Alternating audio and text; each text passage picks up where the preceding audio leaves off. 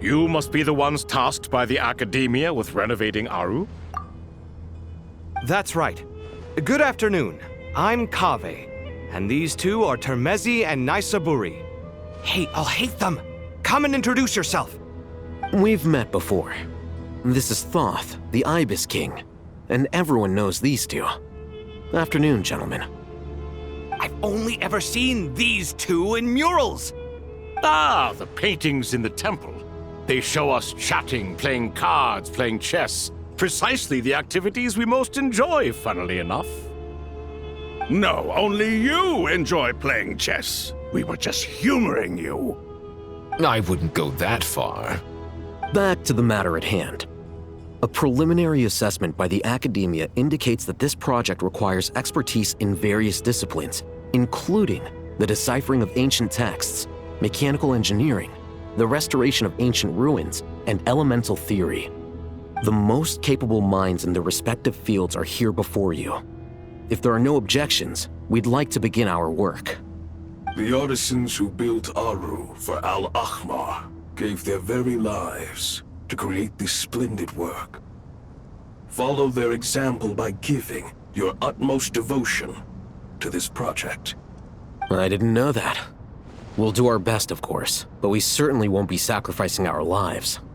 Such brazen words. Humans these days are a far cry from their ancestors. What little respect you show for King Deshret. No, that's not what he meant. Please, don't mind him. He shares your sentiments, just not your, penchant for hyperbole. Assuming that's what you were going for? I just think it's important to manage expectations. Forgive my lack of courtesy, but we simply can't sacrifice our lives to the gods on completion of the project like people in the legends of old. Here's a first draft of the project proposal for your perusal. Please let us know if you have any requests. Normally, I'd have made it look a lot more visually appealing, but we were really pressed for time on this occasion. I hope you'll forgive me if it's a little rough around the edges. Naturally. If my fellow ministers deem this meager display of respect sufficient, I suppose I can consider agreeing to their proposal. Why are you so preoccupied with the ostentatious displays of respect to Al-Ahmar? We should be trying to make things easy for them. You never know. We might have to rely on these young people to look after us in our old age. Exactly. This is Aru's mainframe. Be reminded to use it with great caution. We certainly will. Thank you for your assistance. You may attempt to lay out punishment should you so desire, though I'm afraid it would be futile. You and I both know that certain components of Aru can only be operated by humans. King Deshret always believed in humanity. Still, the reason that Aru's modules are designed that way is not so much because he trusted them, but more because he was wary of you. Is that true? No wonder human artisans helped to build Aru then. He actually required human assistance to create his greatest work. Naturally. Have you noticed that the Goat King keeps giving superficial responses? It's like he's just going through the motions and leaving the real debate to his colleagues. He understands the art of perfunctory speech. That's what earned him his position as the Minister of Ministers. It seems the rumors about King Deshret being a poor judge of character are baseless after all. Excuse me for being blunt, but it sounds suspiciously like you're putting yourself on a pedestal and mocking me. You're mistaken. And while there's nothing strictly wrong with making every conversation about yourself, it's not exactly a positive tendency either. You? Whatever. I knew it'd be like this working with you. All right, let me past. I need to look at this console. It's your job to activate it after all. Let's begin. Everyone, please proceed with the external checks and preparations as per the procedures outlined in the engineering plan.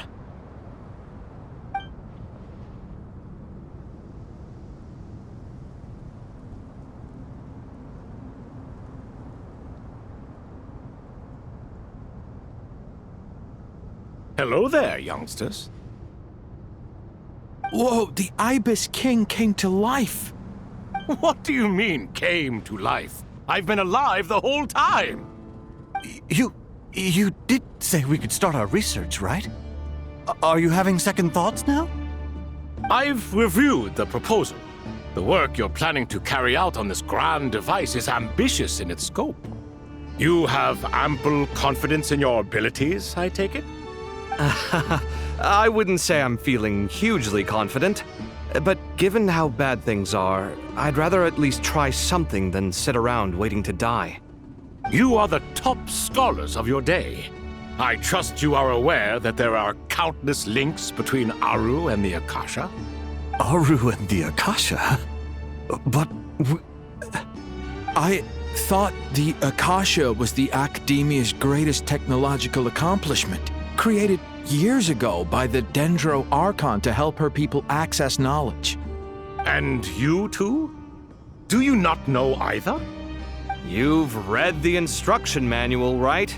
You tell them. An instruction manual? The Akasha has an instruction manual? The Dendro Archon is a kind and thoughtful god indeed.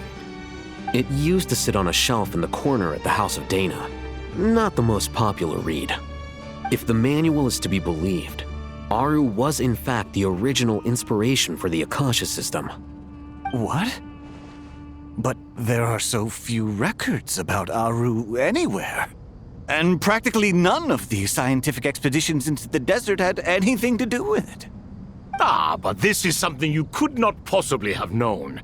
You may have heard many stories about the desert, but what is the most important aspect of history? Consider this a quiz. Anyone from Vahumana present? I'm from Vahumana. It's, well, veracity. Precisely. And a large part of veracity is the chronological order in which events occur. I may as well tell you. In the beginning, Nabu Malikata, the goddess of flowers, descended upon Sumeru. The glory of the heaven was within her. She brought life, oases, and knowledge to this land. Then she created the Jinn, enlightened them, and ordered them to serve her. Two other gods also walked upon this land where wisdom flowed in abundance, and the three met beneath the great green trees. It was the first and greatest alliance. We should speak with reverence of this covenant between the three, which transcended both time and life. For they promised that in Sumeru, wisdom would be shared with all. All the great changes in Sumeru's history began with the goddess of flowers. For King Deshret's sake, she pried into the secrets of Celestia, and for this was burned to ashes by the flames of wrath. So grieved was King Deshret by her passing that he lost all interest in state affairs and devoted himself instead to the knowledge that she had brought back. It was after learning of the technology from that floating island in the sky that he first conceived of Aru.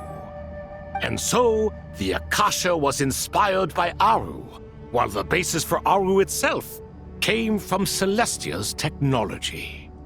Well, if the two share a common technological origin, then connecting one system to the other is an entirely feasible idea.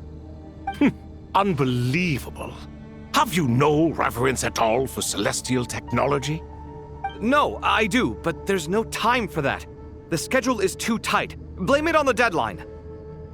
Perhaps you could try coming up with our cutoff dates. You know what it's like having to turn around 5 different drafts in one day? I wouldn't wish it on my worst enemy. Yeah, also, Sir Ibis King, you don't plan on getting directly involved at all, do you? Yes, well, you strike us more as having come to give a popular science lecture. Or, wait, does this count as more of a first-hand witness statement? Neither. Anyway, this sounds like far too much work for me. Still, if Aru is so powerful, why didn't King Deshret use it for more ambitious ends? Because it was never fully completed. King Deshret had grand plans, but he perished before they could come to fruition. In the beginning, his wish was to create something that could rival the very world itself. The Lord of Flowers sacrificed everything for that ambition. What he desired, she bestowed, and thus was knowledge brought into the world. Her courage and sacrifice had to be honored with the most splendid of monuments, or King Deshret would surely have deemed it a grave injustice. And that monument, built from knowledge and technology, etched with a sacrificial and courageous love, even in its unfinished form, it deserves to be treasured. At that time, King Deshret said the following to the Lord of Dendro. Since we share an eternal covenant, I shall never be your enemy. Hence, the fruit of wisdom from the heavens is not to be devoured. Remember, it is not that I lack the power to become the enemy of wisdom. Yet you and she have taught me much and shown me kindness. For this, I cherish you both. In the end, Aru was only used to store a portion of the souls. It was but a primitive form of the masterwork the king had envisaged. His final hope for Aru was to return to the past, when she yet lived. So the point you're making is, King Deshret was both powerful and ambitious, and he only ceased his imperious ways out of affection for the Goddess of Flowers and the Dendro Archon. You could see this as an act of mercy, but you could also see it as the sentiments that lay between these three gods placing constraints on him. This was, after all, the foundation of the alliance between them. This explains why Aru was both a prison and a monument, and why the answer to the three questions was time. You have to be careful who you get involved with, or you invite all manner of misfortune. This is as true for gods as it is for humans. Love is the same. It is both a prison and a monument. All right, let us pause the story here for now. Seeing as you've been so diligent, I'll offer a little help. Who's in charge again? Is it you two? Ah, yes, me and him. Now then, close your eyes. Wisdom hides in the space between the tangible and the intangible. It is to convey the incommunicable through the simplest of mediums.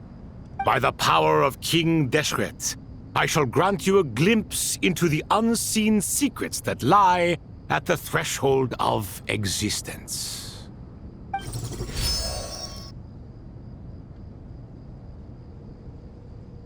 Where did this come from? Is it a new mechanism? It looks more like some form of externalized information. You've rendered it visible? Just as the Akasha allows you to access a greater range of knowledge, the power of our king permits one to perceive ingenuities that do not belong to this world. This is no ordinary mechanism. It reflects the internal structure of Aru. Whether you choose to increase or decrease, keep or discard. Come, use these to achieve the outcome you desire. Looks mechanical to me. Better let me handle it, just in case. But wait, how do I get up there? Turn around. So that's where the elevator is!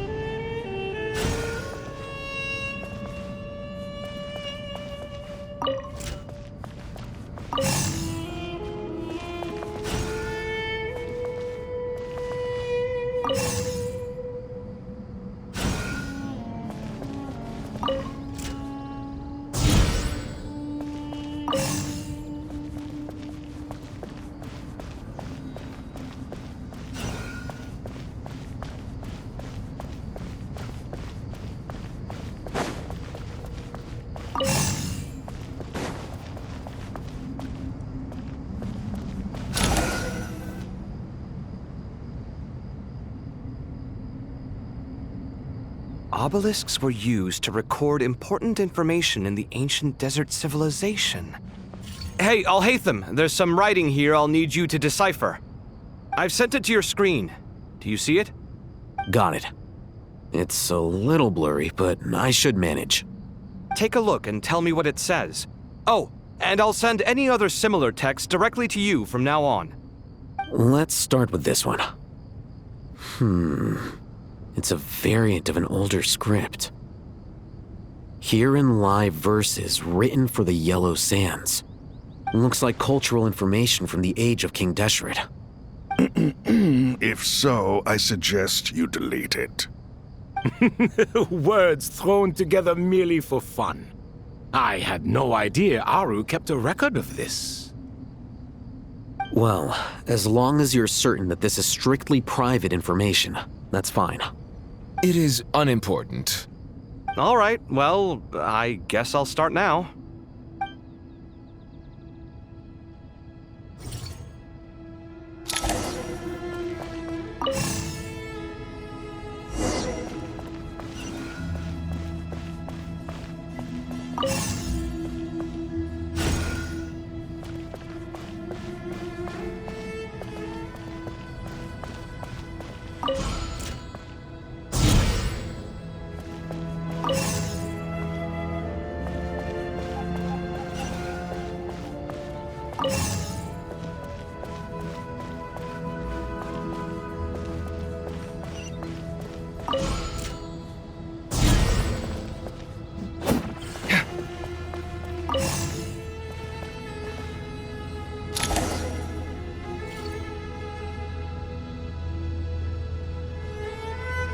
Found some more. Sending them over to you now.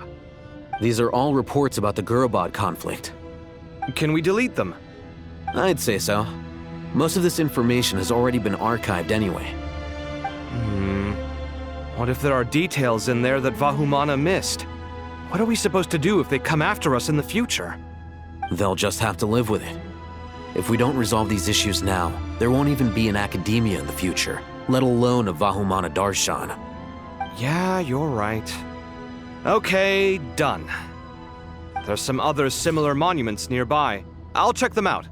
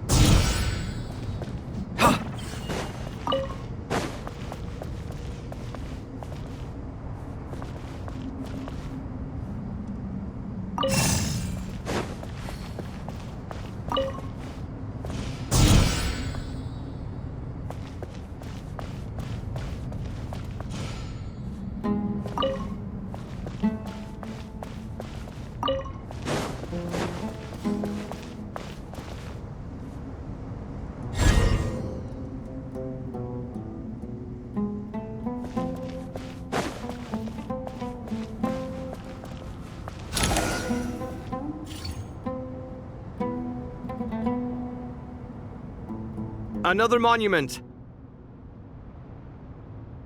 Hold on.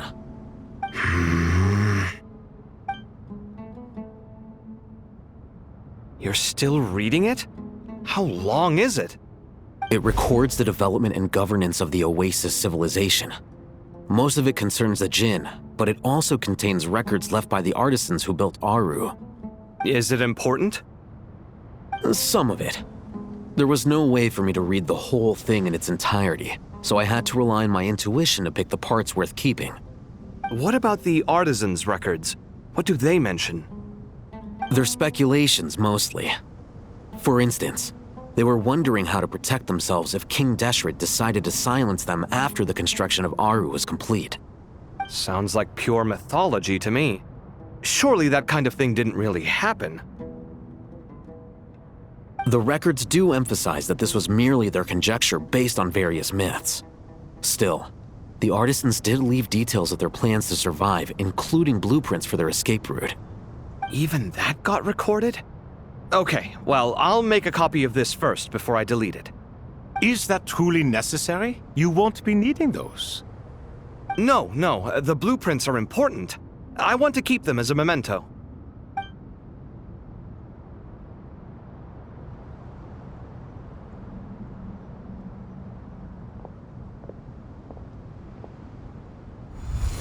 I think that should just about do it. It meets the requirements of the contingency plans, so we should be good. I gotta say, it's the strangest feeling, this cross between reality and the intangible. It's like drifting between life and death, or in and out of a dream, using my own hands to manipulate illusions that are forever out of reach. Chasing dreams in the most literal sense. Definitely a novel experience. What happens if my spirit just floats away? That won't happen. Anyway, I wouldn't celebrate just yet if I were you. There's likely to be a phase 2 of this project. All right. I'd better keep my wits about me then.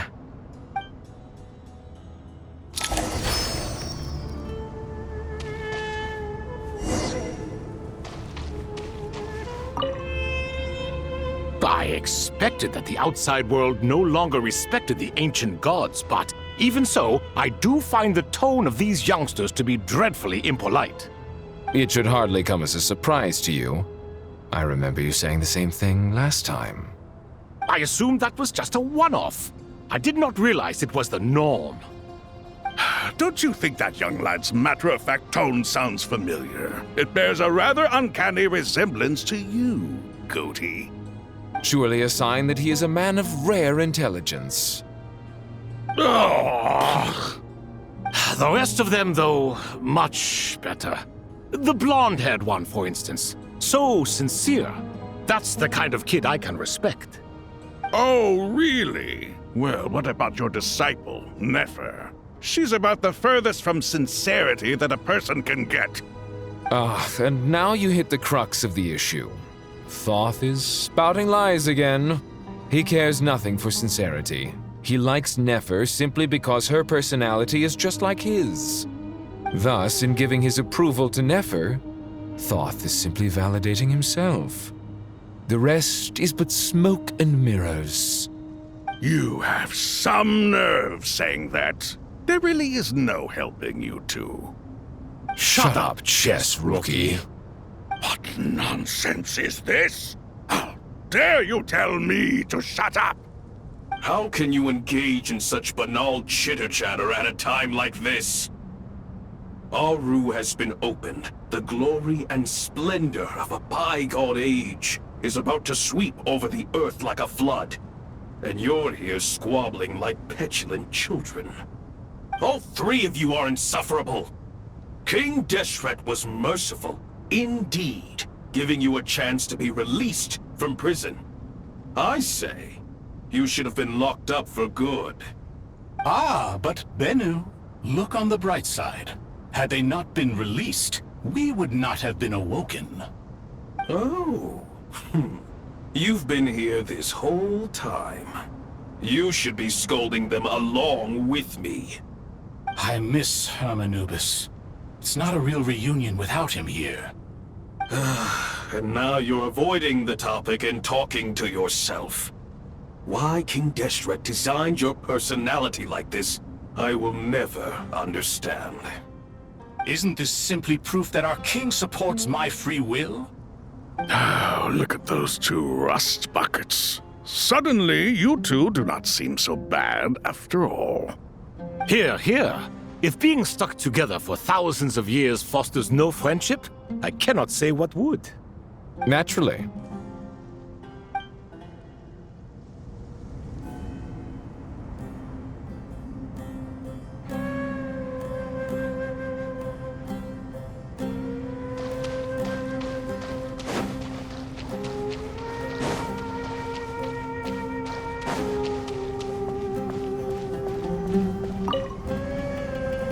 How's it going?